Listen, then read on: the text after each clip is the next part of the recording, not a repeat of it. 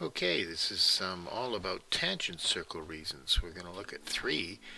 That a tangent is perpendicular. There's a tangent. A tangent touches a circle in one point. It's like pushing a ruler up against a basketball, so it's not going to hit in a lot of places. It touches in one point, and it's 90 degrees to the center. The tangent is perpendicular to the radius, and two tangents from the same point are the same length.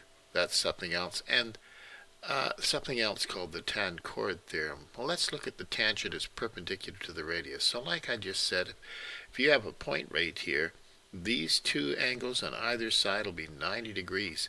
The line from the center is perpendicular to the radius. Tangent perpendicular to the radius.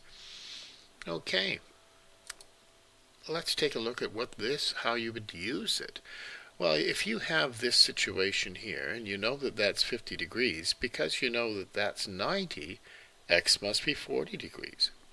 So you can say that OPT is 90, tan perpendicular to the radius, and x is 40 degrees because of the angles summing in this triangle OBT. Okay, this one here is a little bit, we can get at all these things with, there's a thing we're going to learn, the tan-chord theorem, but we can use tangent perpendicular to the radius. Because ABC is 90 degrees, that means x is 55 degrees. Because this is 90 degrees, because the tangent is perpendicular to the radius. We do know from before that this is 90 degrees because it opens up to a diameter, and then z is 35 degrees because of the angles adding up in this triangle. You've got 55 and 90, that means z must be 35.